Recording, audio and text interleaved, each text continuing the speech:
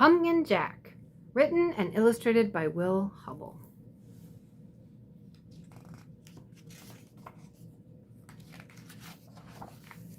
When Tim carved his first pumpkin, it was fierce and funny and just perfect. A jack-o'-lantern this good deserved its own name, so Tim gave it one, Jack. Long after the best trick-or-treat candy was eaten, Tim still kept Jack. At night, when a candle made Jack's face dance on the wall and filled the dark with warm pumpkin smells, Tim felt Jack was almost magic. Yet, too soon, the spell was broken. "This pumpkin is beginning to rot," announced Mom. "It's time to throw it out." Tim knew it was useless to argue. He carried Jack to the garden, which was filled with the brown ghosts of last summer's plants. A dead garden is better than a trash can, thought Tim. Still, it made him sad to leave Jack outside and alone. Whenever chores or play brought Tim to the garden, he looked at Jack. Every time, Jack was different. He became wrinkled, and his fierce smile began to look silly. Mold spread over Jack's bright orange skin as the days turned colder. Jack grew flatter. Winter began. Soon Jack was hidden beneath snow, and Tim forgot about him. Cold, heavy jacket days came, snowmen and sledding days, indoor days, Thanksgiving, Christmas, and Valentine's. When all these days had passed and the March winds melted the snow, Tim found Jack. There wasn't much left, just a faded and crumpled pumpkin skin, a stem, and a few seeds. Jack's Halloween magic was a distant memory now. Tim scraped a thin blanket of earth over the last bits of his pumpkin. "Goodbye, Jack," he whispered. When spring turned barefoot warm, a tiny sprout appeared where Jack had been. Tim found it and guessed what it was. In the days that followed, Tim weeded and watered and watched the sprout.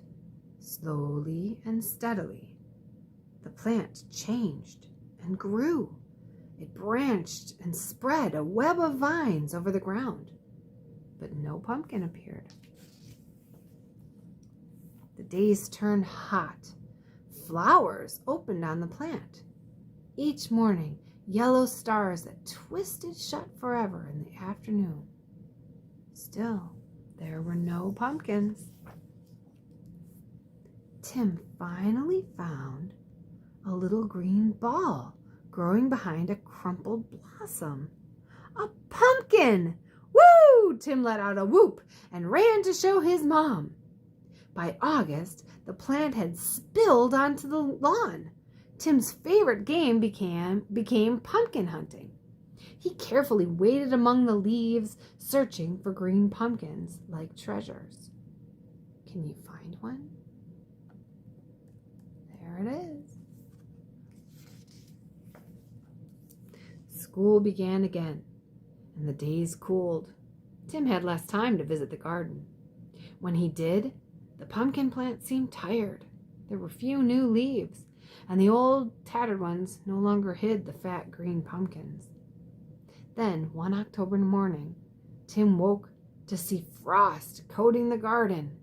The frozen plants seemed to change to pale blue glass. After school, Tim discovered what the frost had done. The pumpkin's plant leaves were as limp as wet paper. It was dying. Tim searched among the withered leaves for the unripe pumpkins.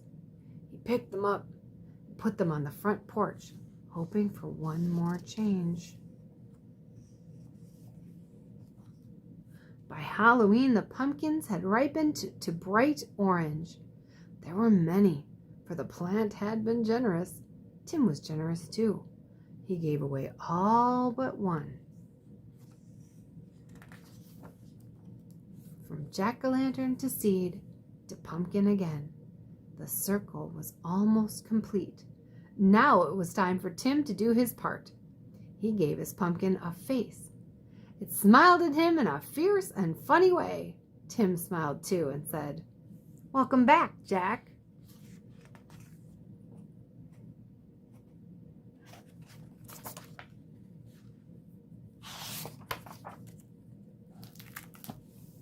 The end.